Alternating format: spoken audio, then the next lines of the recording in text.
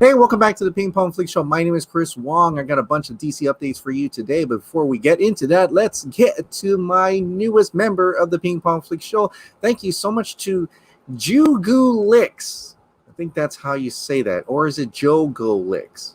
In any case, thank you so much for joining the Ping Pong Flix Show family and also to all the subscribers as well. Thank you so much for subscribing in and watching for daily DC content. All right, let's get into the topics of the day. The first topic of the day is there is a new Batwoman poster as we get into next year. Javicia Leslie herself says this: find your power. We can all be superheroes. It's a nice, clear, high-def poster, of course, of Batwoman. New episodes are on January 17th, Sunday.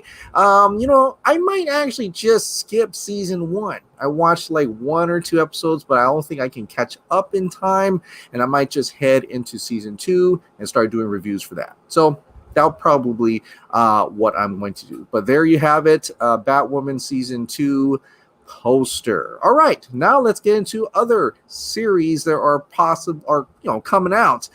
This is actually coming from DC Verso, who actually got it from Daniel RPK. Green Lantern series main character descriptions, right? We know very little about Green Lantern series other than who's going to be in it, which lanterns are going to be in it, and also that the main lanterns are seemingly going to be Simon Baz and Jessica Cruz. That's the 2 main lanterns that are actually going to be in the story. I'm still thinking it's still going to be like, starts off with 2 lanterns, and the next era another 2 lanterns, another era next 2 lanterns. I think it's going to be like a time jumping series in a way. That's my guess, but we'll have to wait and see. But again, DC Verso put this together. Green Lantern news from HBO Max. Victor Thomas, Watchmen True Detective, is the casting director for the highly anticipated series, enclosed information disclosed by Daniel RPK. A little bit further, the description of character Jessica Cruz in the series of Green Lanterns is as follows. She's Latina, 20 years. Life forced Jessica to become self-sufficient at a young age, working on her way to school, taking care of her younger sister. She is smart. Also, looking at her, she would never know the struggle that is going on inside her. Jessica lives with an sometimes paralyzing anxiety disorder. She has been fighting fear for longer than any of our other lanterns. Green Lantern will be produced by HBO Max. So that's Jessica Cruz. The next character is Simon Baz. As long as he can remember, Simon loved the Green Lanterns, using his natural charm and gift of speech. He makes his living as a salesman on the streets of Detroit. But people haven't been buying from him lately since 9/11 because the United States has become suspicious of young people in the Middle East. There is no premiere date so far for the Green Lantern series. So these are the first 2 characters. Of course, we know there's other Green Lanterns in the series, but judging from this is the modern Green Lantern time, the modern time, Simon Baz and Jessica Cruz. It does have, to me, feels almost like Doom Patrol. And we already seen Greg Berlanti is producing this, so it might as well be. And I think if it's going to be in that case, then it's going to be very character driven. It's going to be talking about the characters, their emotions, and their growth into becoming heroes. Now, I would want it to be more about being heroes, though, because the one thing about Doom Patrol, I love the character-driven stuff. I love how they grow and everything, but there's not enough heroes, being heroes in that. I want to make a little bit more mix of them actually being heroes and trying to stop things or save people and do things like that. I think that would be really cool to see that aspect along with the character-driven stuff. And so I think there needs to be a balance. And if Green Lantern can really pull that off, especially with a bigger budget, because they're going to do a film-type budget over on HBO Max, let's see it. Let's then have them go out in space. I keep saying, but right now it's starting to look like these 2, especially a lot of this stuff is going to be on Earth. And I hope I'm wrong, but I really hope that they take it out into space, because it's Green Lantern, right? This is not elongated man. It's not, but this is Green Lantern, and I feel like it makes much more sense to me, giving that opportunity to not just stay on Earth, but be very galactic as well. So we'll see. We'll see what happens with this. But I'm having hopes that because of the HBO Max budget, they can take it farther than where on Earth. All right, but other things have dropped as well. Big news. This is actually a lot has dropped today in terms of one person, but corroborated by other scoopers as well. Who am I talking about? I'm talking about Grace Randolph here. Some holiday tea. Jodie Comer has met with both Marvel and DC for roles, Aquaman 2 and Flashpoint, off Free Guy buzz. Now, she's that girl right here in Free Guy. I guess they really like her, or she's really doing, they're interested in having her, or she's interested in being in either Marvel or DC. So we'll have to wait and see about that. But James Wan wants a new Aquaman female lead to be an Asian actress. And also J.J. Abrams meeting with writers in regards to Superman, but no word of keeping Henry Cavill just yet. Okay, well, let's get into the first one, right? Let's get into the first one. New Aquaman female lead. This is actually corroborated by the Comics Kid, the Geeks Worldwide editor, and he said that he confirms that the production of Aquaman 2 is indeed in search of Asian actress for an undisclosed role. DC Versal's bets are Tula and Dolphin. I don't know if Tula is the half-sister to Ocean Master. Dolphin, in the comics, was like a love interest to Aquaman before he met Mera. So these are two possibilities in there, right? And I want to go back to what Grace Randolph, because on the bottom she says this. Some of you are asking regarding Amber Heard. As I told you before, they are bringing on this new female lead to balance things out and writing the script so that Heard's role can be cut down if needed. But as of right now, she's still in Aquaman 2. And she did confirm, Amber Heard herself confirmed that she is indeed still in Aquaman 2. But if things are going wrong in terms of publicity, just like what they handled Johnny Depp, they could also kind of cut her down as well. If there's a need to cut her down for Aquaman 2, and looking like they are in search of another actress for, well, this was an undisclosed role, but there could be for a lead role. So it could either be Jodie Comer, as where she suggests it in this one, Jodie Comer, or that Asian actress who could also be what DC Versal thinks could be Tula and Dolphin. Comics Kid did like that tweet about being Tula or Dolphin, so that could make a lot of sense. This is what he actually says. So this is the tweet that was pulled from it. Somewhat they've been taking, for in terms of Agent Aquaman 2, that it was indeed they're looking for a supporting role for looking for an Asian actress. So that's true. But let's get into the other part of Grace Randolph's tweet already. New Superman from J.J. Abrams, right? So Comics Kid Casey, he did corroborate, says that somewhat they've been taking pitches for Superman for a while. The part nobody wants to talk about, though, is there is no guarantee Cavill will return, and it will be the director's decision ultimately. In fact, other ones picked this up. Geek Vibes Nation also picked it up. Director J.J. reported actively looking for screenwriters to make a new Superman film, and they're also, DC Versa also confirmed that two different sources. Now, I'm thinking this is actually Daniel RPK because he also retweeted this, and also Comics Kid and the Geeks Worldwide, and including Grace Randolph. So that's three. That's three scoopers who also corroborated this story that J.J. Abrams is indeed really looking for screenwriters to make a new Superman movie. And we've kind of heard about, it's nothing new. We've been hearing that J.J. Abrams came in because he wants to do a Superman take on it. He was going to do a Superman take on it, right? And he did Flyby, and then they ultimately went to Bryan Singer at that time. But at that time, who was going to do Flyby? Henry Cavill was going to be Superman. He was one of the people that was, in the running for Superman, but it wasn't ever when it came down to, what that, actually making a movie. But hey, it's possible that J.J. Abrams could definitely say, you know what, we already got a Superman, Henry Cavill Superman, definitely do that.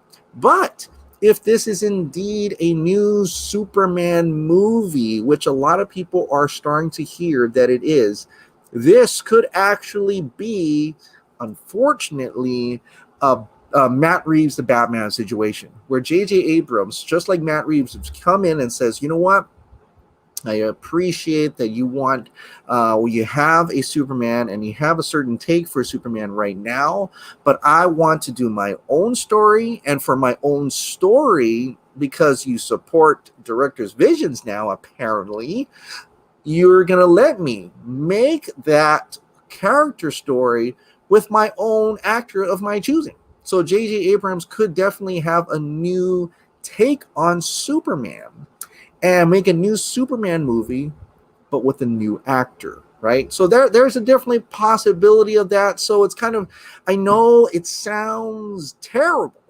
because we all want Henry Cavill to be Superman for the rest of his life. But realistically, there's always going to be a new actor at some point, sometime. They did that with the Batman. It's okay. I think Henry Cavill still can definitely, he's still being repped by the Dwayne Johnson, the Garcias, so they're definitely going to try and get him as Superman, and maybe there is another universe here that J.J. Abrams is going to do. I would love to have a Superman solo movie. Like, where is that Superman solo movie? I don't know.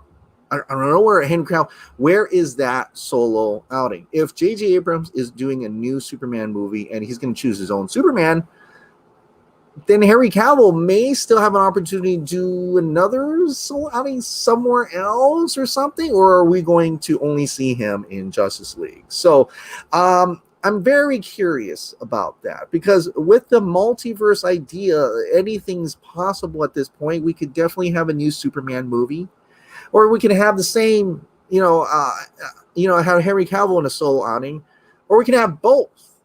There's so many different ways this thing could essentially come true at this point.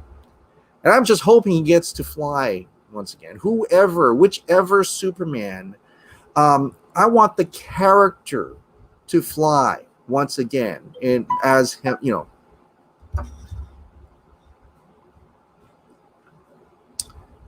I want the character to fly once again. Right? It could either be Henry Cavill or a new Superman, or both, preferably both, because I think Henry Cavill still has a lot up his sleeve, super sleeve, if you will, to be able to tell more stories with that character and continue on, like have him go to War World or something, but something big like that. I think he still has a lot of stories to tell, but because Jim Lee is invoking the multiverse aspect into DC brand, this is an opportunity to tell other stories, more stories, using different actors, possibly telling the stories of that character. It's not like we're rebooting. We're just telling another story with another actor. Like Matt Reeves, the Batman, it's another actor playing Batman, but at the same time, we still got Ben Affleck Batman in the Flash movie. Ben Affleck Batman in Justice League. And hopefully cross our fingers if he ever wants to do it, ever gets to do it, that Batman versus Deathstroke movie. There's many possibilities, and I think with the multiverse idea, I'm more optimistic that any director that Warner Brothers wants to bring in and says, "Hey, you want to do a Superman movie? All right, let's do a Superman movie, but you can choose Henry Cavill.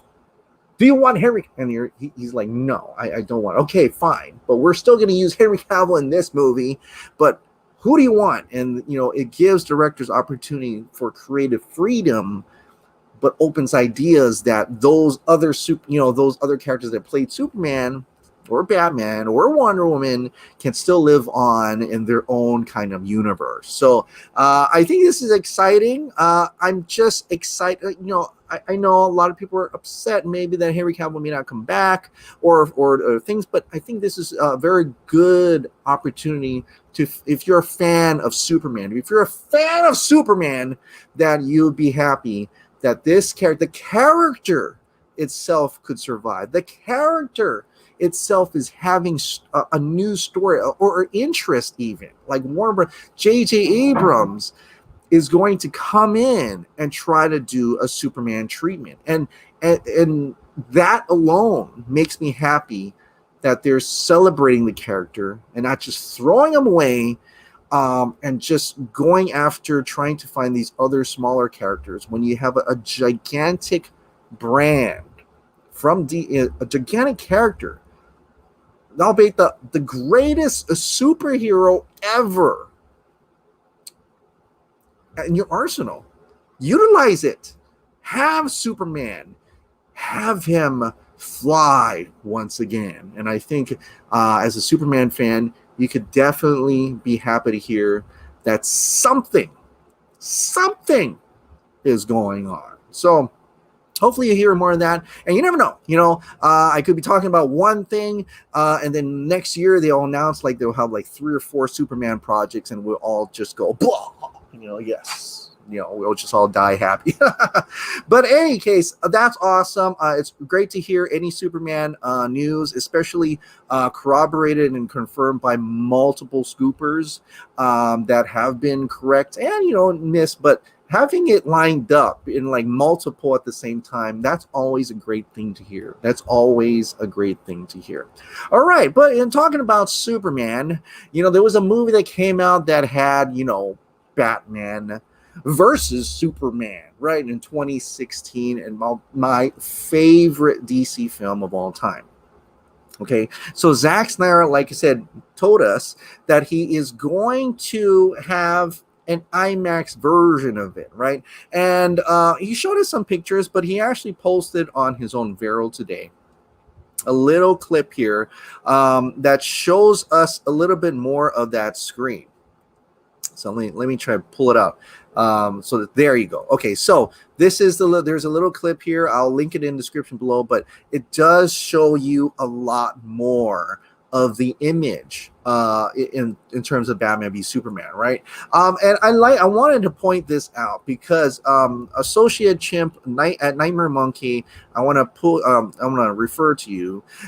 You pull this out, and I generally know a little difference, but this is very eye-catching just to see this. So this is 2016.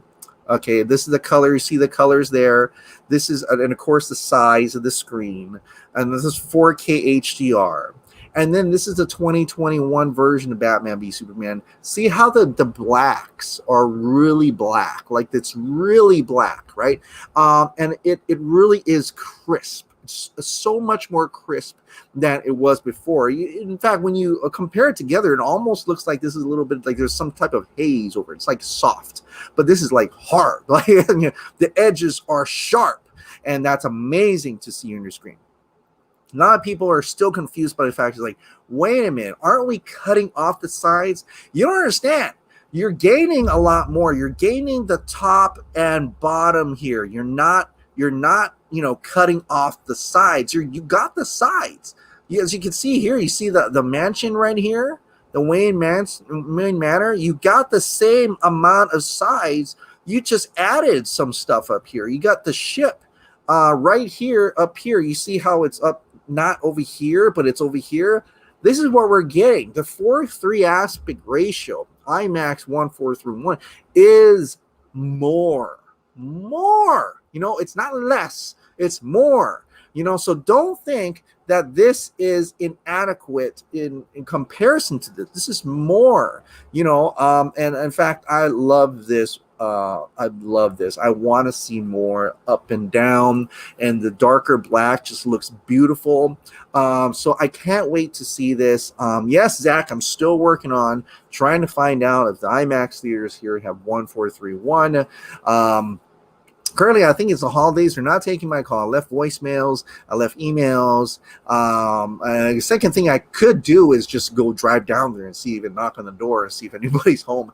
But we'll try definitely get that together. But yes, a BVS IMAX quality is absolutely insane. As you can see here, there's just a lot more visuals to look at. It's a lot crisper. It's absolutely amazing, as you can see here. Very, very cool. I can't wait to see this movie, how it's intended, how Zack wants us to see it, because that's the magic. That's where the magic happens. When the director gets to show you how he wants his vision shown to you, it just makes it a little bit more special than before. So that's amazing. But there is a movie that is coming out, like we all know, and that's coming out on Christmas. Wonder Woman 1984 is coming out soon.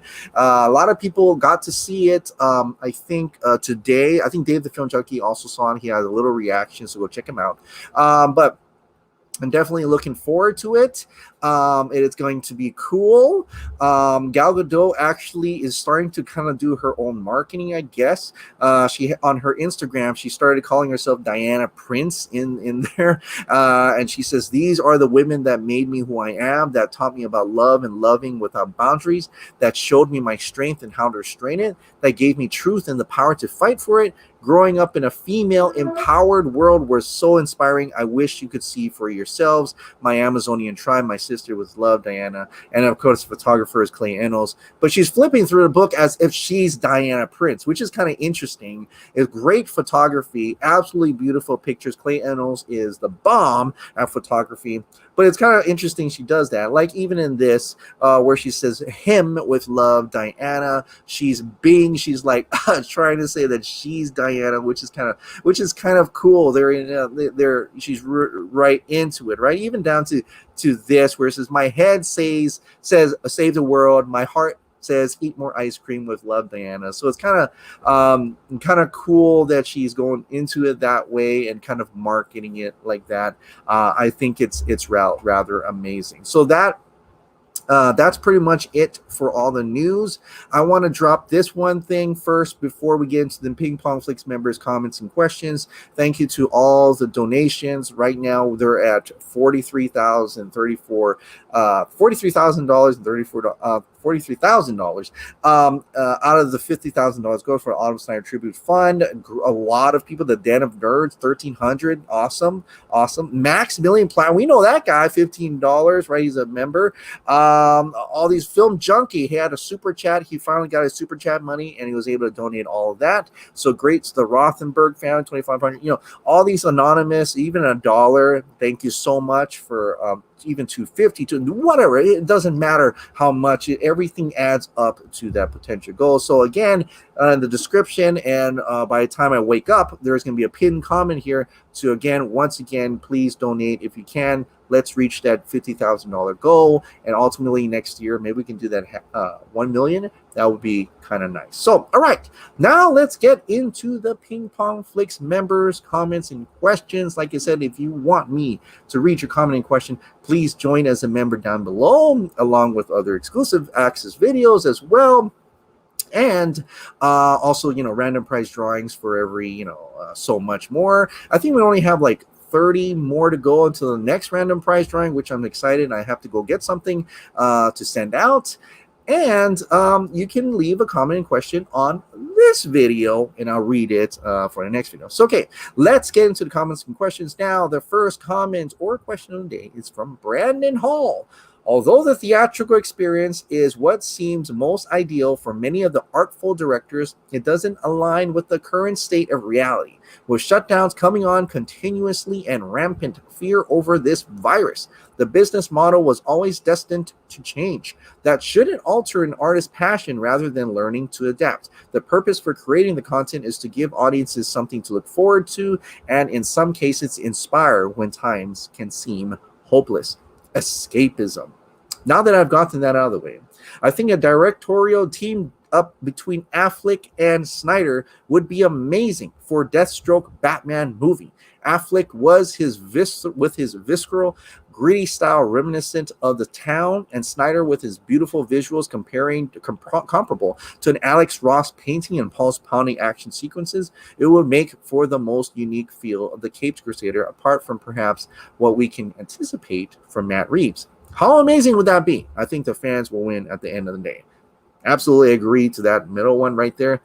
Amazing. That would be amazing.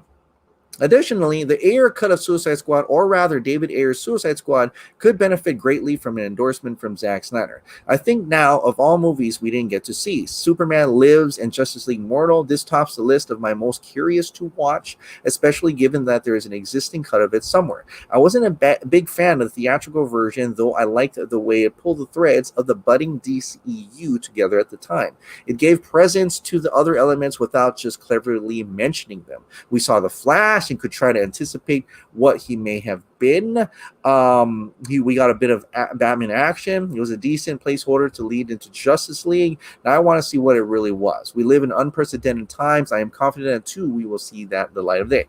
That too will see the light of day. I don't really want to take too much time to cover other thoughts. Anyway, much love and always take care. Thank you so much, Brandon Hall. By the way, the first part, I agree. It's a weird time, and definitely it's still a way for an artist to show their work through the streaming service.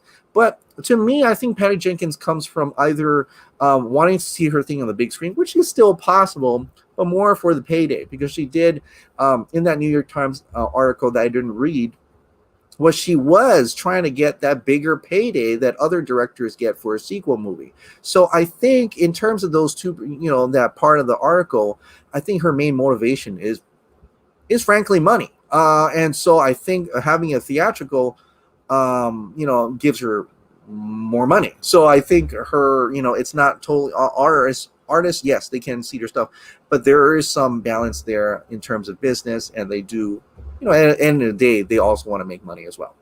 I like that. Mike G, too bad Jason Momoa can't play Lobo and both Lobo and Aquaman. Hey, you never know. It's a multiverse, right? If you watch the CW, they do that all the time. There's different Harrison Wells. There's Flash is different in some cases as well. So, hey, maybe there is a universe where Jason Momoa, they find a universe that Jason Momoa is Lobo. Hey, that could happen. JF Cadron. Okay, Cadron. Love your intro. Oh, that was the intro. Yeah, for the IMAX theater thing. Yeah. Well, thank you so much. Eric Blake. So me thinks Zack saying he wants Ben to do his Batman versus Deathstroke is a strong indication that it's going to happen. Even if Ben wasn't sold on doing it, Zack saying that basically puts him in a position of, well, Zack wants me to do it. Yeah, might as well. Yeah, I mean, I agree that I don't know if he knows that Ben's going to do it or not, but I agree that if Zack really wanted to do it, he could probably get Ben to come on and says, hey, you do me a favor and put in the Batman suit once again. I have a cool story to kind of put together after Justice League. I think that'd be kind of cool, and I think he'd probably do it. If Zack's not busy and not trying to do other things, he has a lot on his plate. Eric Blake, 15 to 18 DC shows on HBO Max. Let it be so. Let it include Swamp Thing, resumed. Black Canary with Charlie Hunnam's Oliver Green Arrow Queen as a major character. Lobo, Martian Manhunter, Cal Swanwick struggling with his duty in his U.S. government position and amid his real identity, maybe flashbacks with an actor resembling a young Harry Lennox, with Christina Wren's Carol Ferris having similar struggles, especially upon getting the Star Sapphire ring. Two superheroes having to keep that secondary to their military government service, and of course our Lois Lane, a mystery series, etc., an investigative journalist doing her job in a world of superheroes. A lot of great ideas for series there, Eric Blake. David Sherrington. Chris, I hope you and your family have a safe and happy Christmas to you as well. I would like to thank you for the work you've put in ever since you started your channel. Well, you're welcome, but thank you so much for watching. You deserve everything that has been happening with your channel, and I'm so very happy for you. My question is this. Do you think another interview with just yourself and Zack Snyder will occur again? If Zack wants to, definitely that could happen again. And I'd be open for that. Maybe getting towards Zack Snyder's Justice League, that could happen again. You never know. You never know. But like I said, I'm pretty content with one. But if there's any chance, yeah, that'd be kind of cool. Especially more so when he's able to talk about it. So I'd expect maybe after Zack Snyder's Justice League, and then we could talk about things that happen in there or things like that, like a post movie interview or something. That would be kind of cool if that could happen. Zack, if you're listening, right? So yeah, That'd be kind of cool. But thank you so much, David Sherrington, for your words and kind thoughts. Definitely, this channel is growing. I mean, I'm almost 18,000 subscribers, and it's been quite a ride, and it's not going to be over anytime soon. All right, David Feldman, keep on supporting HBO Max, and we will get Ben Affleck Batman. I agree. I think Warner Brothers is putting a lot of chips into HBO Max, and once they see the success of it, they're going to pour more money into it. They're definitely going to pour more money into it. They need more content, after all. Bowl of Indomie. Hey, Chris, I managed to watch Wonder Woman 1984 in the theater today, albeit COVID worry, and it was amazing. No spoilers. Patty Jenkins definitely got to do the third act in her own way, and you could feel the Donner in it. Pedro Pascal gave an over-the-top and another emotional performance after Mandalorian Chapter 16. You'll definitely want to revisit one beautiful Cillian Murphy movie after this. Oh, that's interesting. Cillian Murphy movie. Interesting thoughts on that. I did, a couple friends who've also watched it didn't quite like it. I mean, they were kind of taken aback in terms of the very different approach to Wonder Woman 1984. But like I said, I want to watch it myself. I want to give my own thoughts on it, and still excited to watch it this Christmas. Sean Gates, Chris, your comment about the first Wonder Woman movie reminds me of a meme that was going around where she says, "I believe in love." And the next frame is her shield bashing that German grunt through the window, and the caption is, "Love, mother effer."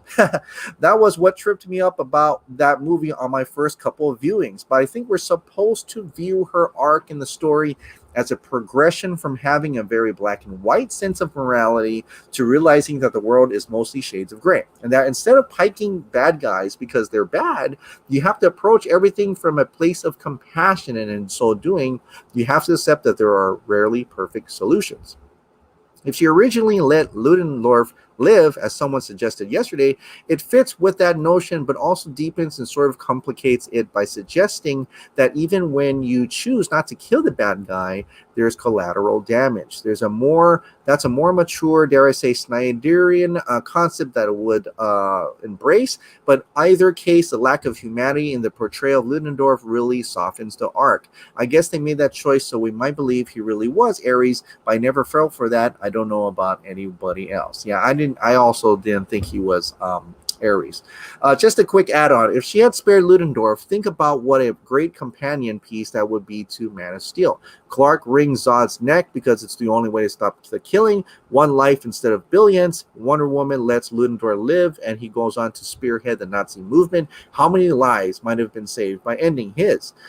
Libertarians like me and Zack have a rule called the non-aggression of principle. It means you owe it to everybody else not to be aggressive towards them, not to initiate violence. But somebody who violates the NAP waives their expectation of receiving non-aggression. If you're hurting people without just cause, you deserve to get wrecked, period. Well, but I agree that when she killed Ludendorff, that actually kind of mirrors, in a way, Man of Steel. In fact, that first Wonder Woman, in a lot of ways, mirrored Man of Steel, except at the end where she gladly killed her brother, and just for the sake of humanity. But I like that in Man of Steel, he showed anguish for killing, the last of his kind in a way. There's a little bit of remorse to that. So, and I'm wondering if the original ending was more of that. I guess we'll never know, but maybe one day we will. Let's see. Doobie, if all the big names, top talent leave Warner Brothers, they won't. That's fine. It gives a chance for fresh blood talents to have the floor and to have a big machine backing them. I, for one, definitely wouldn't mind more Neil Blomkamps and Josh Tranks. I would love it, actually. I agree. There's a lot of directors out there. There's a lot of talent out there that are willing to make movies. I mean, Martin Scorsese. He made The Irishman. For what? For Netflix. I mean, really, Scott's doing stuff for streaming as well. So there's a lot of big name directors who don't mind doing this new streaming route. I think they see the future in it. And they also see the creativity, like the more, open ways to actually making make things that they want to make in terms of that. So I think they do see that, honestly, but right now, a lot of these big top talents, they probably won't go very far, and they'll come back once they see how successful it is and how it's more of the wave of the future rather than, and in a way, there could be ways to get them that same amount of money anyway. So we'll have to wait and see what comes of that. But I think that's it, because I read that George won yesterday. All right. Well, thank you so much for watching. Like I said, if you absolutely love this daily dose of DC content and movie shows and video games, please click the like button, hit that subscribe button, ring that notification bell, keep this hot dog light on, and I'll see you next time.